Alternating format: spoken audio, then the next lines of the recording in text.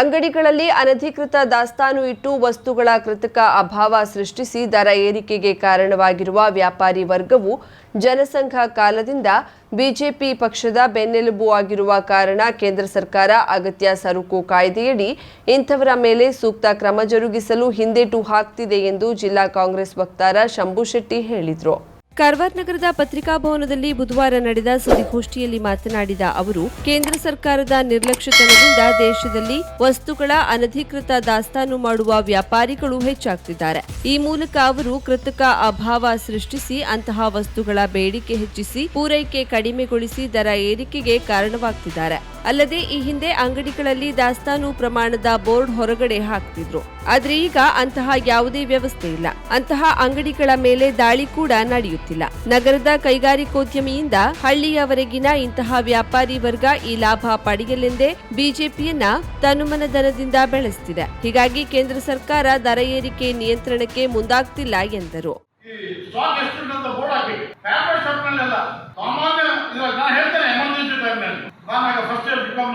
ಪ್ರತಿ ಅಂಗಡಿಯಲ್ಲಿ ಸ್ಟಾಕ್ ಎಷ್ಟಿದೆ ಅಂತ ಬೋರ್ಡ್ ಹಾಕ್ತಿದ್ರು. ಇಷ್ಟು ಈ ಐಟಮ್ ಇಷ್ಟಿದೆ, ಈ ಐಟಮ್ ಇಷ್ಟಿದೆ, ಪ್ರತಿ ದಿನ ತುಂಬಾ ರೈಡ್ ಆಗ್ತಿತ್ತು. ಈಗ ಎಲ್ಲಿ ರೈಡ್ ಆಗ್ತಾ ಇದೆ? ಈ ಅನಧಿಕೃತ ದಾಸ್ತಾನಿಗೆ ರೈಡ್ ಅಂತ ಕೇಳೇ ಇಲ್ಲ. ಮತ್ತೆ ಡಿಸ್ಟ್ರಿಬ್ಯೂಷನ್ ಸಿಸ್ಟಮ್ ಇದೆ, ineffective distribution, irregular distribution, control ಇಲ್ಲ. ರೈತರಿಂದ ಮಿಡ್ಲ್ ಮ್ಯಾನ್ ಪರ್ಚೇಸ್ ಮಾಡ್ತಾ ಇದ್ದಾರೆ. ರೈತರಿಂದ ಏನ್ ಬೆಳೆಸ್ತಾರೆ ರೈತರು ಅದನ್ನು ಮಿಡ್ಲ್ ಮ್ಯಾನ್ ಪರ್ಚೇಸ್ ಮಾಡ್ತಾ ಇದ್ದಾರೆ. ಡೈರೆಕ್ಟ್ ಪರ್ಚೇಸ್ ಸರ್ಕಾರ ಮಾಡ್ತಾ ಇಲ್ಲ. ಸರ್ಕಾರ ಡೈರೆಕ್ಟ್ ಪ್ರೈಸ್ ಕೊಟ್ಟು ಅವರಿಗೆ ಪರ್ಚೇಸ್ ಮಾಡಿದ್ರೆ ಮಿಡ್ಲ್ ಮ್ಯಾನ್ ಇಲಾಖೆ ಆಗ್ತದೆ. ಮಿಡ್ಲ್ ಮ್ಯಾನ್ ಇಲ್ಲ, ಅಲ್ಲಿ ಡೈರೆಕ್ಟ್ ಪರ್ಚೇಸ್ ಮಾಡಿ. ಒಂದು ಇರ್ರೆಗ್ಯುಲರ್ ಡಿಸ್ಟ್ರಿಬ್ಯೂಷನ್, 3 ಹೋರ್ಡಿಂಗ್ಸ್. ಈ 3 ಕಾರಣದಿಂದ ದೇಶದಲ್ಲಿ ನಂತರ ಅದಕ್ಕೆ ಇದೆಲ್ಲ ಜಾಯಿಂಟ್ ಆಯ್ತು. ಯಾವುದು ಮೊನಿಟೈಸೇಷನ್, GST, ಇಂಡಸ್ಟ್ರಿಯಲ್ ಗ್ರೋತ್ ಆಗದೇ ಇದ್ದದ್ದು, ಇನ್ಫ್ಲೇಷನ್, ಈ ಎಲ್ಲ ಅಂಶಗಳಿಂದ ಇದಕ್ಕೆಲ್ಲ ಕಾರಣ ಕೇಂದ್ರ ಸರ್ಕಾರದ ತಪ್ಪು ಆರ್ಥಿಕ ನೀತಿ. ಕಾಂಗ್ರೆಸ್ ಅವಧಿಯಲ್ಲಿ ಕಚ್ಚಾ ತೈಲ ಬೆಲೆ ಹೆಚ್ಚಾಗಿದ್ದರೂ ಕೇವಲ 400 ರೂಪಾಯಿ ದರದಲ್ಲಿ ಜನರಿಗೆ ಅಡುಗೆ ಅನಿಲ ಲಭ್ಯವಿತ್ತು. ಆದರೆ ಈಗ ಕಚ್ಚಾ ತೈಲ 69ಕ್ಕೆ ಇಳಿದ್ರೂ ಅಡುಗೆ ಅನಿಲ 1000 ರೂಪಾಯಿ ಗಡಿ ದಾಟಿದೆ. ಈಗ ಪ್ರಸ್ತುತ ಕುಕಿಂಗ್ ಗ್ಯಾಸ್ ಮೇಲೆ ಸಿಲಿಂಡರ್ ಮೇಲೆ 50 ರೂಪಾಯಿ ಹೆಚ್ಚು ಚಾರ್ಜ್ ಮಾಡಿದ್ರು. 2014ರಲ್ಲಿ ನಮ್ಮ ಕಾಂಗ್ರೆಸ್ ಪಕ್ಷ ಅಧಿಕಾರ ಬಿಟ್ಟುಕೊಡುವಾಗ ಕ್ರೂಡ್ ಆಯಿಲ್ ಪ್ರೈಸ್ ಎಷ್ಟಿತ್ತು? 3ಕ್ಕಿಂತ ಹೆಚ್ಚಿತ್ತು. ಆಗ 442 ರೂಪಾಯಿ ಅಡುಗೆ ಅನಿಲ ಬೆಲೆ, 14.2. ಈಗ 69 ರೂಪಾಯಿಗೆ ಬಂದಿದೆ ಲೇಟೆಸ್ಟ್ ಆಗಿ ಕ್ರೂಡ್ ಆಯಿಲ್. ನಮ್ದು 1050 ಈಗ ಬೆಲೆ. ಯಾಕೆ ಕಾರಣ? ಏನ್ ಕಾರಣ ಇದಕ್ಕೆ? ಬೇಸ್ ಪ್ರೈಸ್ ಇದೆ, ಡಿಸ್ಟ್ರಿಬ್ಯೂಟರ್ಸ್ ಅವರ ಸರ್ವಿಸ್ ಇದೆ, 5% GST ಇದೆ, ಇಷ್ಟೇ. ಅದರಲ್ಲಿ ಬೇರೆ ಇಲ್ಲ. ಅದು ಕ್ರೂಡ್ ಆಯಿಲ್ ಪ್ರೈಸ್ 69ಗೆ ಇಳಿದಿದ್ರು. ಆಗ $102 ಇದ್ರು. ನಾವು ಎಷ್ಟು ಕೊಡ್ತಿತ್ತು? 442 ರೂಪಾಯಿ ಕೊಡ್ತಿತ್ತು. ಈಗ ಅದು ಲೇಟೆಸ್ಟ್ ಆಗಿ ಈಗ 69, ಕರೆಕ್ಟ್ ಆಗಿ ಫ್ಯಾಕ್ಟ್ ಫಿಗರ್ ಹೇಳ್ತಾ ಇದ್ದಾರೆ. ಈಗ latest $69 crude oil price decrease ಆಗಿದೆ. ಆ ಪ್ರಕಾರ ತರಬೇಕು. ಕೇಂದ್ರ ಸರ್ಕಾರ ಆರ್ಥಿಕ ನೀತಿಯಿಂದ ದಿನಬಳಕೆಯ ವಸ್ತುಗಳ ಬೆಲೆ ಏರಿಕೆ ಜೊತೆ ಬ್ಯಾಂಕಿಂಗ್ ಸೇವೆ ಕೂಡ ದುಬಾರಿಯಾಗ್ತಿದೆ. ಬ್ಯಾಂಕ್ನಲ್ಲಿ ಹಣ ತೆಗೆಯಲು ಕೂಡ ಮಿತಿ ಮಾಡಲಾಗಿದೆ. ಯಾವುದೇ ಬ್ಯಾಂಕಿನ ಎಟಿಎಂನಿಂದ ತಿಂಗಳಿಗೆ 5 ಬಾರಿ ಹಾಗೂ ಬೇರೆ ಎಟಿಎಂಗಳಿಂದ 3 ಬಾರಿ ಮಾತ್ರ ಹಣ ತೆಗೆಯಲು ಉಚಿತ ಅವಕಾಶ ಮಾಡಲಾಗಿದೆ. ಇದಕ್ಕಿಂತ ಹೆಚ್ಚು ಬಾರಿ ಉಪಯೋಗಿಸಿದ್ರೆ ಪ್ರತಿ ಬಾರಿಗೂ 23 ರೂಪಾಯಿನಂತೆ ಶುಲ್ಕ ವಿಧಿಸಲಾಗುತ್ತದೆ. ಇವುಗಳೊಂದಿಗೆ ಚೆಕ್ ಪುಸ್ತಕ, ಬ್ಯಾಂಕ್ ಸ್ಟೇಟ್ಮೆಂಟ್ಗಳಿಗೆ ಶುಲ್ಕ ವಿಧಿಸಲಾಗಿದೆ. ಇದು ಬಡವರಿಗೆ ಹೊರೆಯಾಗುವುದಲ್ಲದೆ ಶ್ರೀಮಂತರಿಗೆ ಮಾತ್ರ ಬ್ಯಾಂಕ್ ವ್ಯವಹಾರ ಸಾಧ್ಯ ಎನ್ನುವಂತೆ ಮಾಡಿದೆ. ಅಲ್ಲದೆ ಜನ್ಧನ್ ಆನ್ ಆಪರೇಟಿವ್ ಖಾತೆಗಳಲ್ಲಿದ್ದ 17,000 ಕೋಟಿ ಬಡವರ ಹಣ ಕೇಂದ್ರ ಸರ್ಕಾರ ತೆಗೆದುಕೊಂಡಿದೆ ಎಂದರು. ಕೇಂದ್ರ ಸರ್ಕಾರದ ಬೆಲೆ ಏರಿಕೆ ಹಾಗೂ ಹೊಸ ಆರ್ಥಿಕ ನೀತಿಯನ್ನ ಖಂಡಿಸಿ ಬೆಂಗಳೂರಿನ ಫ್ರೀಡಂ ಪಾರ್ಕ್ನಲ್ಲಿ ಏಪ್ರಿಲ್ 17ರಂದು ಪ್ರತಿಭಟನೆ ಹಮ್ಮಿಕೊಳ್ಳಲಾಗಿದೆ ಎಂದು ಜಿಲ್ಲಾ ಕಾಂಗ್ರೆಸ್ ವಕ್ತಾರ ಕೆ ಶಂಭು ಶೆಟ್ಟಿ ಹೇಳಿದರು. ಈ ರೀತಿಯಾಗಿ ಬ್ಯಾಂಕಿಂಗ್ ಸೆಕ್ಟರ್ ಏನು ಜನರಿಗೆ ಪ್ರಯೋಜನ ಕೊಡಬೇಕಿತ್ತು, ಬಡ ಜನತೆಗೆ ಏನೊಂದು ಆಶಾ. ಈ ಅಗ್ರಿಕಲ್ಚರ್ ಹಿಂದೆ ಸಿಂಡಿಕೇಟ್ ಬ್ಯಾಂಕ್ ಒಂದೇ ಒಂದು ಬ್ಯಾಂಕ್ ಸ್ಟಾರ್ಟಿಂಗ್ ನಲ್ಲಿ ಅಗ್ರಿಕಲ್ಚರ್ ಫೈನಾನ್ಸ್ ಮಾಡಿದ್ರು. ಅದರ ನಂತರ ಎಲ್ಲರೂ ಒಮ್ಮೆ ಇದು ಏನು ಅಗ್ರಿಕಲ್ಚರ್ ಸೆಕ್ಟರ್ಗೆ ಫೈನಾನ್ಸ್ ಮಾಡಲಿಕ್ಕೆ ಸ್ಟಾರ್ಟ್ ಮಾಡಿದ್ರು. ಟಿಪಿ ಮುಖಾಂತರ ಹಣ ತುಂಬಿ ಈಗ ಅದೆಲ್ಲ ಬಂದಾಗಿದೆ. ಸಾಧಾರಣ ಮನುಷ್ಯನಿಗೆ ಬ್ಯಾಂಕಿಂಗ್ ಎಂಟ್ರಿ ಆಗಲಿಕ್ಕೆ ಸಾಧ್ಯ. ಇದು ಈಗ ಹೊಸ ರೂಲ್ಸ್ ಪ್ರಕಾರ ಇದು ಕೇವಲ ಈ ಬ್ಯಾಂಕ್ ಶ್ರೀಮಂತರಿಗೆ ಮಾತ್ರ ಒಂದು ಮೀಸಲು ಅಂತ ನಮ್ಮ ಅನಿಸಿಕೆ. ಇದಕ್ಕೆಲ್ಲ ಕಾರಣ ಈ ಕೇಂದ್ರ ಸರ್ಕಾರದ ಪುರೋಗಾಮಿ ನೀತಿ. ಯಾಕಂತ ಹೇಳಿದ್ರೆ ಅವರಿಗೆ ಬಡ ಜನತೆ ಬೇಕಾಗಿಲ್ಲ, ಸೊಫಿಸ್ಟಿಕೇಟೆಡ್ ಜನರಿಗೆ ಹೈ ಲೆವೆಲ್ ಇಂಡಸ್ಟ್ರಿಯಲಿಸ್ಟ್ಗೆ ಮಾತ್ರ ಬ್ಯಾಂಕ್ ಅನ್ನು ಸೀಮಿತಗೊಳಿಸಬೇಕು, ಬಡ ಜನರಿಗೆ ಬ್ಯಾಂಕಿಂಗಿನ ಸೇವೆಯಿಂದ ಅವರು ದೂರ ಹೋಗಬೇಕು ಅಂತ ಒಂದೇ ಒಂದು ಉದ್ದೇಶ. ಯಾಕಂದ್ರೆ ಹಿಂದಿನ ಕಾಲದಲ್ಲಿ ಕೂಡ ಬ್ಯಾಂಕಿಂಗ್ ಸೆಕ್ಟರ್ ಇರಲಿಲ್ಲ. ಆಗ ಕಾರ್ಮಿಕರು, ರೈತರು, ಕೃಷಿ ಕೂಲಿ ಕಾರ್ಮಿಕರು ಜಮೀನ್ದಾರರ ಹತ್ರ ಹಣ ಸಾಲಕ್ಕೆ ತಗೊಳ್ತಿದ್ರು, ತಮ್ಮ ಜಮೀನನ್ನು ಅವರಿಗೆ ಅಡವಿಡ್ತಿದ್ರು. ಹೆಸರು 1,000 ತಗೊಂಡ್ರೆ ಅಲ್ಲಿ ಫೈನಲ್ ಆಗಿ 10,000 ನೋಟ್ ಬರೀತಿದ್ರು. ಮುಂದೊಂದು ದಿನ ಅದೇ ಕಾಲ ಬರುವ ಹಾಗೆ ಈ ರೀತಿಯ ಒಂದು ಪ್ರೀ ಪ್ಲಾನ್ ನಡೀತಾ ಇದೆ ಅಂತ ನನ್ನ ಭಾವನೆ. ಗ್ಯಾರಂಟಿ ಸಮಿತಿಯ ತಾಲೂಕಾ ಅಧ್ಯಕ್ಷ ರಾಜೇಂದ್ರ ರಾಣೆ, ಸಲೀಂ ಯೂಸುಫ್, ಶಂಕರ್ ಗುನ್ಗಿ, ರೋಹಿದಾಸ್ ನಾಯ್ಕ್, ಚಂದ್ರಕಾಂತ್ ನಾಯ್ಕ್, ಗಣಪತಿ ಕುಡ್ತಲ್ಕರ್, ರವಿಕಾಂತ್ ತಳೇಕರ್, ಶಶಾಂಕ್ ಶೇಜ್ವಾಡ್ಕರ್, ಅಬ್ದುಲ್ ಶೇಖ್ ಇದ್ದರು. ₹2 ಜಾಸ್ತಿ ಮಾಡಿದ್ರು, ಅದು ಹೇಳುದು ಕಸ್ಟಮರ್ಸ್ಗೆ ಎಫೆಕ್ಟ್ ಇಲ್ಲ. ಕಸ್ಟಮರ್ಸ್ಗೆ ಎಫೆಕ್ಟ್ ಇಲ್ಲ. ₹2 ಜಾಸ್ತಿ ಮಾಡಿದ್ದೇವೆ, ಅದು ಕಸ್ಟಮರ್ಸ್ಗೆ ಇಲ್ಲ ಅಷ್ಟೇ. 102 ಏನಾಯ್ತು? ಅಷ್ಟೇ ಇರೋದು 102 ಇತ್ತು. ಕ್ರೂಡ್ ಆಯಿಲ್ ಪ್ರೈಸ್ ಡೌನ್ ಆಯ್ತು. ಆಟೋಮೆಟಿಕಲಿ ಬೇಸ್ ಪ್ರೈಸ್ ಕಡಿಮೆ ಆಗಲೇಬೇಕು. ಬೇಸ್ ಪ್ರೈಸ್ ಕಡಿಮೆ ಆದ್ರೆ ಆಟೋಮೆಟಿಕಲಿ ಅದರ ಪ್ರಯೋಜನ ಯಾರಿಗೆ ಹೋಗ್ಬೇಕು? ಇವರೇ ಹೋಗ್ಬೇಕು, ಕಸ್ಟಮರ್ಸ್ಗೆ ಹೋಗ್ಬೇಕು. ರಿಟೈಲ್ ಬೇಸ್ ಪ್ರೈಸ್ ಕಡಿಮೆ ಆದ ಕೂಡ ಕಸ್ಟಮರ್ಸ್ಗೆ ಹೋಗ್ಬೇಕು. ಇಮಿಡಿಯೇಟ್ ಆಗಿ ಇವರು ಏನು ಮಾಡಿದ್ರು ಅದನ್ನು ಅಲ್ಲಿ ಈಗ ಯಾರಿಗೆ ಡೀಲರ್ಸ್ಗೆ ಕಂಪನಿಯಿಂದ ಕಡಿಮೆ ರೇಟ್ಗೆ ಸಿಗ್ತದೆ ಅಮೌಂಟ್. ಇದು ಯಾವುದು ನಿಮ್ಮ ಕ್ರೂಡ್ ಆಯಿಲ್ ಕಡಿಮೆ ಪ್ರೈಸ್ಗೆ ಸಿಕ್ಕಿದ್ರು ಅವರು ಕಡಿಮೆ ಪ್ರೈಸ್ಗೆ ಮಾಡಬೇಕು.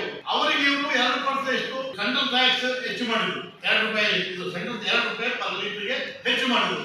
ಯಾರು ಎಕ್ಸೈಸ್ ಡ್ಯೂಟಿ ಅದನ್ನು ಅವರಿಗೆ ಬೆನಿಫಿಟ್. ಯಾರಿಗೆ? ಡೀಲರ್ಸ್ ಸೆಂಟ್ರಲ್ ಗವರ್ಮೆಂಟ್ ಕಟ್ಟಬೇಕು. ಕಾಂಪೆನ್ಸೇಟಿಂಗ್ ಅಲ್ಲೇ ಕಾಂಪೆನ್ಸೇಟಿಂಗ್ ಪರ್ಟಿಕ್ಯುಲರ್ ವರ್ಡಿಂಗ್ ಅದು ಕಾಂಪೆನ್ಸೇಟಿಂಗ್. ಆ ಬೇಸ್ ಪ್ರೈಸ್ ಕಡಿಮೆ ಆದದ್ದು ಇಲ್ಲಿ ಇವರಿಗೆ ಗ್ರಾಸ್ ರೂಟ್ ಲೆವೆಲ್ಗೆ ಸಿಗ್ಬೇಕಿತ್ತು, ಸಿಗಲಿಲ್ಲ. ಇಷ್ಟು ಈ ರೀತಿಯಾಗಿ ಟೋಟಲ್ ಬಡ ಜನಸಾಮಾನ್ಯ ಇದರಿಂದ ಎಫೆಕ್ಟ್. ಗ್ಯಾಸ್ ಆಯ್ತು, ಪೆಟ್ರೋಲ್ ಆಯ್ತು, ಡೀಸೆಲ್ ಆಯ್ತು. ಡೀಸೆಲ್ ಮತ್ತು ಪೆಟ್ರೋಲ್ ಪ್ರೈಸ್ ಹೆಚ್ಚಾದ್ರೆ ಆಟೋಮೆಟಿಕ್ ಆಗಿ ಪ್ರೈಸ್ ರೈಸ್. ಟ್ರಾನ್ಸ್ಪೋರ್ಟೇಷನ್ ಕಾಸ್ಟ್ ಹೆಚ್ಚಾಗ್ತದೆ, ಪ್ರೊಡಕ್ಷನ್ ಕಾಸ್ಟ್ ಹೆಚ್ಚಾಗ್ತದೆ. ಎವ್ರಿವೇರ್ ಅದು ಇಂಡೈರೆಕ್ಟ್ ಆಗಿ ಬೀಳುವುದು ಜನಸಾಮಾನ್ಯರ ತಲೆ ಮೇಲೆ. ಯಾವುದೇ ಇಲ್ಲಿ ಪ್ರೈಸ್ ಹೆಚ್ಚಾದ ಕೂಡಲೇ transportation, petrol, diesel main automatically ಜಾಸ್ತಿ ಆಗುವುದು ನಮ್ಮ ಜನಸಾಮಾನ್ಯ. ಆದ್ದರಿಂದ ಕೇಂದ್ರ ಸರ್ಕಾರದ ಈ ತಪ್ಪು ನೀತಿಯನ್ನು ಕಾಂಗ್ರೆಸ್ ಪಕ್ಷ ಕರ್ನಾಟಕದಾದ್ಯಂತ ನಾವು ವಿರೋಧಿಸುತ್ತಿದ್ದೇವೆ. ಅದನ್ನು ಕೂಡಲೇ ನಮ್ಮ ಕ್ರೂಡ್ ಆಯಿಲ್ ಪ್ರೈಸ್ ಎಷ್ಟುಂಟು ಅದಕ್ಕೆ ಹೊಂದಾಣಿಕೆ ಮಾಡಿಕೊಂಡು ಗ್ಯಾಸ್ ಪ್ರೈಸ್ ಮತ್ತು ಪೆಟ್ರೋಲ್, ಡೀಸೆಲ್ ಪ್ರೈಸ್ ಕೂಡಲೇ ಅವರು ಕಡಿಮೆ ಮಾಡಬೇಕು ಅಂತೇಳಿ ಒತ್ತಾಯ ಮಾಡ್ತಾ ನನ್ನ ಪತ್ರಿಕಾಗೋಷ್ಠಿಯನ್ನು. ಅದೇ ರೀತಿ ಬ್ಯಾಂಕಿಂಗ್ ಸೆಕ್ಟರ್ ನಲ್ಲಿ ಕೂಡ ಸುಮ್ಮನೆ ಅನ್ಆಪರೇಟೆಡ್ ಅಕೌಂಟ್ ಅಂತ ಹೇಳಿ ಅದನ್ನು ಕ್ಲೋಸ್ ಮಾಡೋದಲ್ಲ. ಬಡ ಜನರು ಸರ್ಕಾರದ ಮೇಲೆ, ಬ್ಯಾಂಕಿನ ಮೇಲೆ ವಿಶ್ವಾಸ ಇಟ್ಟು ಓಪನ್ ಮಾಡಿದ್ದಾರೆ. ಅದನ್ನೆಲ್ಲ ಇಡಬೇಕಲ್ಲಿ, ಕ್ಲೋಸ್ ಮಾಡಬಾರ್ದವರಲ್ಲಿ. ಇಲ್ಲಿ ಜನಸಾಮಾನ್ಯರು ಮಿನಿಮಮ್ ಬ್ಯಾಲೆನ್ಸ್ ಅಂತ ಇಡ್ತಾ ಇದ್ದಾರೆ. ಬ್ಯಾಂಕಿನಲ್ಲಿ ಕೂಡ ಒಂದೊಂದು ಬ್ಯಾಂಕಿನಲ್ಲಿ ಒಂದೊಂದು ರೀತಿ ಇದೆ.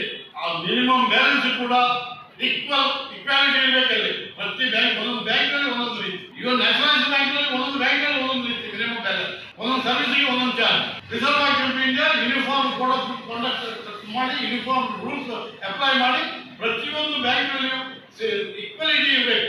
ಅದೇ ರೀತಿ ಜನಸಾಮಾನ್ಯರಿಗೆ ಕೈಗೆಟಕುವಂತೆ ಒಂದು ಕಾನೂನನ್ನು ತರಬೇಕಂತ ನಾವು ಒತ್ತಾಯ ಮಾಡ್ತಾ ಈ ನಮ್ಮ ಪತ್ರಿಕಾಗೋಷ್ಠಿ ಮುಗಿಸ್ತಿದ್ದೇನೆ. ತಮಗೆ ನಾನು ಕೇಳಲಿಕ್ಕೆ ನಿಮ್ಗೆ ಗೊತ್ತಿದೆ, ಎಸೆನ್ಷಿಯಲ್ ಕಮ್ಯುನಿಟೀಸ್ ಆಕ್ಟ್ ಅಂತ ಒಂದಿದೆ.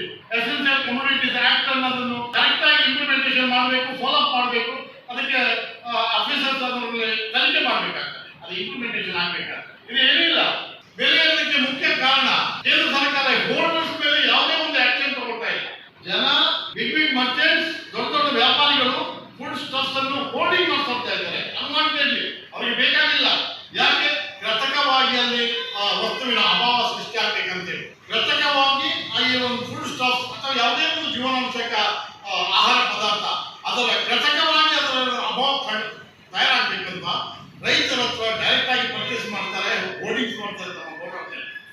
ಇಲ್ಲ ಪ್ರಾಡಕ್ಟ್ ಇಲ್ಲ, ಆಟೋಮೆಟಿಕಲಿ ಇಕಾನಮಿಕ್ಸ್ ಪ್ರಾಡಕ್ಟ್ ಇಲ್ಲ ಅಂತ ಆದ ಕೂಡಲೇ ಅದು ಆಟೋಮೆಟಿಕ್ ಆಗಿ ಡಿಮಾಂಡ್ ಜಾಸ್ತಿ ಆಗ್ತದೆ, ಸಪ್ಲೈ ಕಡಿಮೆ ಆಗ್ತದೆ. ಡಿಮಾಂಡ್ ಜಾಸ್ತಿ, ಸಪ್ಲೈ ಕಡಿಮೆ ಅಂತ ಆದ ಕೂಡಲೇ ಆಟೋಮೆಟಿಕ್ ಆಗಿ ಪ್ರೈಸ್ ಹೆಚ್ಚಾಗ್ತದೆ. ಪ್ರೈಸ್ ಹೈಯೆಸ್ಟ್ ಪೀಕ್ ಹೋದ ಕೂಡಲೇ ಒಮ್ಮೆಲೆ ಮಾರ್ಕೆಟ್ಗೆ ರಿಲೀಸ್ ಮಾಡ್ತಾರೆ. ಹಬ್ಬ ಹರಿದಿನಗಳಲ್ಲಿ ಜನ ಯಾವ ಪ್ರೈಸ್ ಅನ್ನು ನೋಡೋದಿಲ್ಲ, ಅದನ್ನು ಪರ್ಚೇಸ್ ಮಾಡಲಿಕ್ಕೆ ಹೋಗ್ತಾರೆ. ಕಳೆದ 10 ವರ್ಷದಲ್ಲಿ ಈ ಒಂದು ತಾವು ಅದರ ಕೋಷ್ಟಕ ನೋಡಿ. ಹಾಗೆ ಹೇಗಿತ್ತು ನಿಮ್ಮ ಅಡುಗೆ ಎಣ್ಣೆ ಇರಲಿ, ಉದ್ದಿನ ಬೇಳೆ ಇರಲಿ, ತೊಗರಿ ಬೇಳೆ ಇರಲಿ, ಜೋಳ ಇರಲಿ, ಅಕ್ಕಿ ಇರಲಿ, ಯಾವುದೇ ಒಂದು ವಸ್ತು ವಿಷಯ ತಗೊಳ್ಳಿ, ದೇವರ ದೀಪ ಅದನ್ನು ಕೂಡ ಇಟ್ಕೊಳ್ಳಿ, ಕಂಪ್ಲೀಟ್ ಡಬಲ್ ಆಗಿದೆ. ಕರ್ನಾಟಕ ಮಾತ್ರ ಹೇಳ್ತಾ ಇಲ್ಲ, ಇಡೀ ಇಂಡಿಯಾದಲ್ಲಿ. ಇದಕ್ಕೆ ಮೇನ್ ಕಾರಣ ಕೇಂದ್ರ ಸರ್ಕಾರಕ್ಕೆ ಆಕ್ಷನ್ ತಗೊಳ್ಳಿಕ್ಕೆ ಹೆದರ್ತಾರೆ. ಯಾಕಂತ ಹೇಳಿದ್ರೆ ಜನಸಂಘದ ಕಾಲದಿಂದ ಈ ಒಂದು ಪಕ್ಷವನ್ನು ಬೆಳೆಸಿದ್ದು ವ್ಯಾಪಾರಿಗಳು. ಜನಸಂಘದ ಕಾಲದಿಂದ ಹೇಳ್ತಾ ಇದ್ದೇವೆ ನಾವು. ಇವತ್ತು ಕೂಡ ಅವರಿಗೆ ಮುಖ್ಯ ಆಧಾರ ಸ್ತಂಭ ವ್ಯಾಪಾರಿಗಳು. ವ್ಯಾಪಾರಿಗಳು ಅಂತ ಹೇಳಿದ್ರೆ ಸಿಟಿಯಿಂದ ಇಂಡಸ್ಟ್ರಿಯಲಿಸ್ಟ್ ಹಿಡಿದು ಹಳ್ಳಿ ಮಟ್ಟದ ವ್ಯಾಪಾರಿಗಳಿಗೂ ಕೂಡ ಈ ಒಂದು ಬಿಜೆಪಿ ಪಕ್ಷಕ್ಕೆ ಎಲ್ಲ ರೀತಿಯ ಸಹಕಾರ ಕೊಟ್ಟು ಅದನ್ನು ಬೆಳೆಸಿದಂತ ಪಕ್ಷ. ಹೋರ್ಡಿಂಗ್ಸ್ ಮಾಡುದು ಅವರೇ, ವ್ಯಾಪಾರಿಗಳೇ ಹೋರ್ಡಿಂಗ್ಸ್ ಮಾಡುದು. ಅವರು ಹೋರ್ಡಿಂಗ್ಸ್ ಮಾಡಿ ಇದರಲ್ಲಿ ಪ್ರಾಫಿಟ್ ಬೇಕಂತ ಹೇಳಿ ಅವರು ಈ ಪಕ್ಷವನ್ನು ಅಧಿಕಾರಕ್ಕೆ ತರಲು ತನ್ನ ಮನ ದರದಿಂದ ರಾತ್ರಿ ಅಹೋರಾತ್ರಿ ಕೊಟ್ಟಿದ್ದಾರೆ. ವರ್ಷಕ್ಕೆ 2 ಕೋಟಿ ಉದ್ಯೋಗ ಕೊಡ್ತೀನಿ ಎಂದಿದ್ದ ಮೋದಿ 10 ವರ್ಷದಲ್ಲಿ 20 ಕೋಟಿ ಉದ್ಯೋಗ ಕೊಡಬೇಕಿತ್ತು. ಆದರೆ 20 ಲಕ್ಷ ಉದ್ಯೋಗವನ್ನು ಕೊಡದೆ ಪರಮ ಸುಳ್ಳು ಹೇಳಿ ಯುವ ಜನರನ್ನ ವಂಚಿಸಿದ್ರು ಎಂದು ಮುಖ್ಯಮಂತ್ರಿ ಸಿದ್ದರಾಮಯ್ಯ ಅಸಮಾಧಾನ ವ್ಯಕ್ತಪಡಿಸಿದರು. ಕಲ್ಯಾಣ ಕರ್ನಾಟಕದ ಜಿಲ್ಲೆಗಳ ಯುವಕ ಯುವತಿಯರಿಗೆ ಆಯೋಜಿಸಿದ್ದ ಉದ್ಯೋಗ ಮೇಳವನ್ನ ಉದ್ಘಾಟಿಸಿ ಯುವ ಪದವೀಧರರಿಗೆ ನೇಮಕಾತಿ ಪತ್ರವನ್ನ ವಿತರಿಸಿ ಮಾತನಾಡಿದ ಅವರು, ನಾವು ನುಡಿದಂತೆ ನಡೆಯುತ್ತಾ 5 ಗ್ಯಾರಂಟಿಗಳನ್ನ ಜಾರಿ ಮಾಡಿದೆವು. ಇದರಲ್ಲಿ ಯುವ ನಿಧಿ ಕಾರ್ಯಕ್ರಮ ಕೂಡ ಸೇರಿದೆ. ಭತ್ಯೆ ಜೊತೆಗೆ ಕೌಶಲ್ಯ ತರಬೇತಿ ನೀಡಿ ಉದ್ಯೋಗವನ್ನು ಒದಗಿಸುತ್ತಿದ್ದೇವೆ ಎಂದರು. ಮಾರುಕಟ್ಟೆ ಆಧಾರಿತ ಕೌಶಲ್ಯ ನೀಡಿ ಉದ್ಯೋಗ ಸೃಜಿಸಲು ಸಚಿವ ಶರಣ್ ಪ್ರಕಾಶ್ರಿಗೆ ಸೂಚಿಸಿದ್ದೇನೆ. ಹೀಗಾಗಿ ನೋಂದಾಯಿತರಾದ ಎಲ್ಲರಿಗೂ ಉದ್ಯೋಗ ಸಿಕ್ಕೇ ಸಿಗುತ್ತದೆ ಎಂದು ಭರವಸೆ ನೀಡಿದ್ರು. ಉದ್ಯೋಗ ಕೊಡುವವರು ಉದ್ಯೋಗ ಪಡೆಯುವವರನ್ನ ಒಟ್ಟಿಗೆ ಒಂದೇ ವೇದಿಕೆಯಲ್ಲಿ ತರುವ ಮೂಲಕ ಉದ್ಯೋಗಗಳನ್ನ ಒದಗಿಸುವುದಕ್ಕಾಗಿ ವಿಭಾಗವಾರು ಉದ್ಯೋಗ ಮೇಳಗಳನ್ನ ಸಂಘಟಿಸುತ್ತಿದ್ದೇವೆ ಎಂದರು. ಕೇಂದ್ರದಲ್ಲಿ ಹಾಗೂ ರಾಜ್ಯದಲ್ಲಿ ಹೂಡಿಕೆ ಹೆಚ್ಚಾದಷ್ಟು ಉದ್ಯೋಗ ಸೃಷ್ಟಿ ಹೆಚ್ಚಾಗುತ್ತದೆ. ಕೇಂದ್ರ ಸರ್ಕಾರ ದೇಶದ ಯುವ ಜನತೆಯನ್ನ ಸಂಪೂರ್ಣ ನಿರ್ಲಕ್ಷಿಸುತ್ತಿದೆ. ಆದರೆ ನಮ್ಮ ಸರ್ಕಾರ ಯುವ ಜನತೆಗೆ ಕೈಗೆ ಉದ್ಯೋಗ ನೀಡಿ ಅವರ ಬದುಕು ಕಟ್ಟುವ ಕೆಲಸ ಮಾಡುತ್ತಿದೆ ಎಂದರು.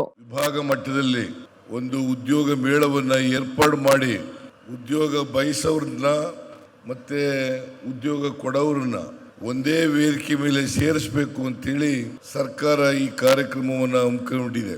ಈಗಾಗಲೇ ಬೆಂಗಳೂರು ವಿಭಾಗದಲ್ಲಿ ಉದ್ಯೋಗ ಮೇಳವನ್ನು ಮಾಡಿದ್ದೇವೆ.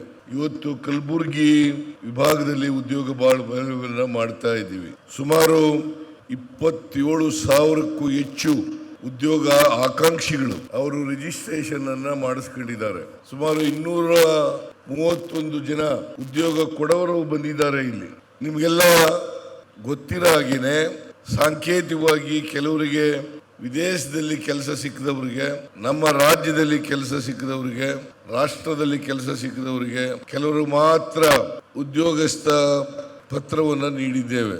ಆಮೇಲೆ ನಂತರ ಉಳಿದವರಿಗೆ ಕೂಡ ಆ ಪತ್ರವನ್ನು ವಿತರಿಸ್ತೇವೆ ಅಂತಕ್ಕಂಥ ಮಾತುಗಳನ್ನು ಹೇಳಲಿಕ್ಕೆ ಬಯಸ್ತಾ ಇದ್ದೇವೆ.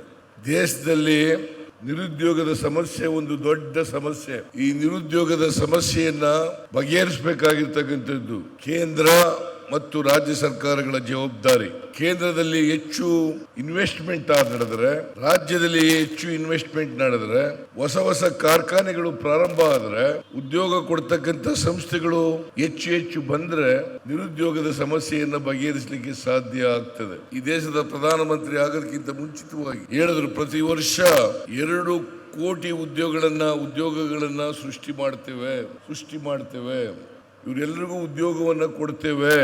5 ವರ್ಷದಲ್ಲಿ 10 ಕೋಟಿ ಉದ್ಯೋಗಗಳನ್ನ ನಿರುದ್ಯೋಗಿಗಳಿಗೆ ಕೊಡ್ತೇವೆ ಅಂತಕ್ಕಂಥ ಮಾತುಗಳನ್ನ ಹೇಳಿದ್ರು. 50,000ಕ್ಕೂ ಅಧಿಕ ಸಬ್ಸ್ಕ್ರೈಬರ್ಸ್, 1.68 ಕೋಟಿಗೂ ಮೀರಿದ ವ್ಯೂಸ್. ಸುದ್ದಿಯೊಂದು 10 ಲಕ್ಷಕ್ಕೂ ಹೆಚ್ಚು ವ್ಯೂಸ್ ಕಂಡ ಹೆಗ್ಗಳಿಕೆ. ವಸ್ತುನಿಷ್ಠ ಮತ್ತು ಖಾತ್ರಿಯಾದ ವರದಿಗಾರಿಕೆ. ಉತ್ತರ ಕನ್ನಡದ ಅತಿ ಹೆಚ್ಚು ಸಬ್ಸ್ಕ್ರೈಬರ್ ಹೊಂದಿರುವ ಯೂಟ್ಯೂಬ್ ಚಾನೆಲ್ ಕರಾವಳಿ ಮುಂಜಾವು ಡಿಜಿಟಲ್ ವೀಕ್ಷಕರಿಗೆ ಧನ್ಯವಾದ. ಇನ್ಮುಂದೆ ಸುದ್ದಿಯಲ್ಲ ಮತ್ತಷ್ಟು ಸೊಗಸು. ನಿಮ್ಮಲ್ಲಿಯ ಸಭೆ ಸಮಾರಂಭ, ಅಂಗಡಿ, ವ್ಯಾಪಾರ ಮಳಿಗೆಯ ಸಹಕಾರಿ ಸಂಸ್ಥೆಯ ಶುಭಾರಂಭದ ಕಾರ್ಯಕ್ರಮಗಳ ವಿಸ್ತೃತ ವಿಡಿಯೋ ಸುದ್ದಿ. ಸಂಪರ್ಕಿಸಿ ನಮ್ಮ ಕರಾವಳಿ ಮುಂಜಾವು ಡಿಜಿಟಲ್ ಪ್ರತಿನಿಧಿಗಳನ್ನ.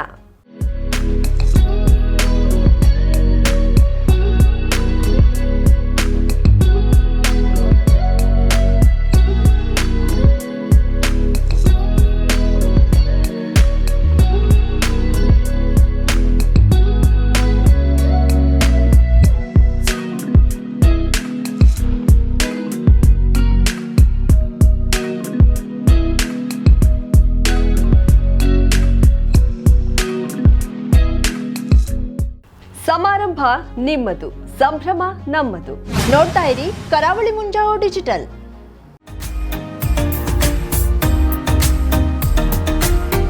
ಮಿಲನ್ ಎಂಟರ್ಪ್ರೈಸಸ್ ಬೃಹತ್ ಎಲೆಕ್ಟ್ರಾನಿಕ್ ಹಾಗೂ ಫರ್ನಿಚರ್ ಮಳಿಗೆ. ಉತ್ತರ ಕನ್ನಡ ಜಿಲ್ಲೆಯಲ್ಲೇ ಅತಿ ಹೆಚ್ಚು ಮಳಿಗೆಗಳನ್ನ ಹೊಂದಿರುವ, ಅತಿ ಹೆಚ್ಚು ಸಂತೃಪ್ತ ಗ್ರಾಹಕರನ್ನ ಹೊಂದಿರುವ ಮೂಲಕ ಹೆಗ್ಗಳಿಕೆಗೆ ಪಾತ್ರವಾಗಿರುವ ಏಕೈಕ ಸಂಸ್ಥೆ ಮಿಲನ್ ಎಂಟರ್ಪ್ರೈಸಸ್. ನಮ್ಮ ಮಳಿಗೆಗಳಲ್ಲಿ ಪ್ರಸಿದ್ಧ ಕಂಪನಿಗಳ electronic refrigerator, washing machine, LED TV, ಎಸಿಗಳು ಲಭ್ಯ. ಭಾರತದ ಕರಾವಳಿ ಹವಾಮಾನಕ್ಕೆ ಹೊಂದಿಕೊಳ್ಳುವ ನಂಬರ್ 1 ಬ್ರ್ಯಾಂಡ್ ಆದ ಗೋದ್ರೇಜ್ ಕಂಪನಿಯ ಕಪಾಟು, ಆಫೀಸ್ ಟೇಬಲ್, ಆಫೀಸ್ ಚೇರ್, ಬ್ಯಾಂಕ್ಗಳಿಗೆ ಹಾಗೂ ಚಿನ್ನದ ಅಂಗಡಿಗಳಿಗೆ ಬೇಕಾಗುವ ಸೇಫ್ ಲಾಕರ್ಗಳು ಅತಿ ಕಡಿಮೆ ಬೆಲೆಯಲ್ಲಿ ಲಭ್ಯವಿದೆ. Teak wood sofa set, wooden dining table ಹಾಗೂ ಗ್ರಾಹಕರಿಗೆ ಬೇಕಾಗುವ ಅಳತೆಯಲ್ಲಿ ನಿಮ್ಮ ಮನೆಗೆ ಹೊಂದಿಕೊಳ್ಳುವ ಹಾಗೆ ಫರ್ನಿಚರ್ ಗಳನ್ನ ಮಾಡಿಕೊಡಲಾಗುವುದು. ಕಸ್ಟಮೈಸ್ಡ್ ಕಿಚನ್, ವಾರ್ಡ್ರೋಬ್ ಗಳನ್ನ ಅತಿ ಹೆಚ್ಚು ವರ್ಷಗಳ ಕಾಲ ಬಾಳಿಕೆ ಬರುವ ಹಾಗೆ ವಾರಂಟಿಯೊಂದಿಗೆ ಮಾಡಿಕೊಡಲಾಗುವುದು. ನಮ್ಮಲ್ಲಿ ಡ್ಯೂರಾಫ್ಲೆಕ್ಸ್, ಗೋದ್ರೇಜ್ ಕಂಪನಿಯ memory foam mattress, orthopaedic mattress, spring ಮ್ಯಾಟ್ರೆಸ್ಗಳು ಕಡಿಮೆ ಬೆಲೆಯಲ್ಲಿ ಲಭ್ಯ. ವಿವಿಧ ಕಂಪನಿಗಳ ನವೀನ ಮಾದರಿಯ ಮಿಕ್ಸರ್, ಗ್ರೈಂಡರ್, ಫ್ಯಾನ್, ಕುಕ್ಕರ್, ತವಾ, ಫ್ಲಾಸ್ಕ್, ಮೈಕ್ರೋ ಓವೆನ್ಗಳು ಲಭ್ಯವಿದೆ. 0% ಬಡ್ಡಿಯೊಂದಿಗೆ ಸ್ಥಳದಲ್ಲಿಯೇ ಬಜಾಜ್ ಫೈನಾನ್ಸ್ ನಿಂದ ಸಾಲ ಸೌಲಭ್ಯವಿದೆ. ಮಿಲನ್ ಎಂಟರ್ಪ್ರೈಸಸ್ ನಲ್ಲಿ ಖರೀದಿ ಮಾಡುವ ಗ್ರಾಹಕರಿಗೆ ಡಿಸ್ಕೌಂಟ್ ಮತ್ತು ಗಿಫ್ಟ್ ಜೊತೆಗೆ ಪ್ರತಿ 2,000 ರೂಪಾಯಿಗಳ ಖರೀದಿಗೆ ಒಂದು ಬಂಪರ್ ಲಕ್ಕಿ ಡ್ರಾ ಕೂಪನ್ ನೀಡಲಾಗುವುದು. ಈ ಲಕ್ಕಿ ಡ್ರಾನಲ್ಲಿ 7 ಲಕ್ಷದವರೆಗೆ ಬಹುಮಾನ ಗೆಲ್ಲುವ ಅವಕಾಶ ನಿಮ್ಮದಾಗಿರುತ್ತದೆ. ಲಕ್ಕಿ ಡ್ರಾದಲ್ಲಿ 1 ಕಾರ್, 2 ಬೈಕ್ ಮತ್ತು ರೆಫ್ರಿಜರೇಟರ್, ವಾಷಿಂಗ್ ಮಷೀನ್ ಸೇರಿದಂತೆ 30 ಲಕ್ಕಿ ಗ್ರಾಹಕರಿಗೆ ಬಹುಮಾನ ಗೆಲ್ಲುವ ಅವಕಾಶ. ಗ್ರಾಹಕರ ಸಂತೃಪ್ತಿಗೆ ನಮ್ಮ ಮೊದಲ ಆದ್ಯತೆ ಎನ್ನುವುದು ಮಿಲನ್ ಎಂಟರ್ಪ್ರೈಸಸ್ ನ ವಾಕ್ಯ. ಉತ್ತರ ಕನ್ನಡ ಜಿಲ್ಲೆಯ ನಮ್ಮ ಶೋರೂಮ್ಗಳಾದ old Mahalakshmi super market, Mulla stop ಹತ್ತಿರ, ಕಾಜುಬಾಗ್, ಕಾರವಾರ, ಅಗ್ರಿಕಲ್ಚರ್ ಆಫೀಸ್ ಎದುರುಗಡೆ, ಮಾಸ್ತಿಕಟ್ಟೆ ರೋಡ್, ಹೊನ್ನಾವರ, ಸೀಮಾ ಕಾಂಪ್ಲೆಕ್ಸ್ ಹತ್ತಿರ, Moni Basti main road, Bhatkal, Indian bank ಎದುರು, C P Bazar road, Sirsi, J S building, J N road, Dandeli, K S building, Motikeri road, Haliyal. ಇಲ್ಲಿಗೆ ತಪ್ಪದೇ ಭೇಟಿ ನೀಡಿ ಸಂತೃಪ್ತರಾಗಿ.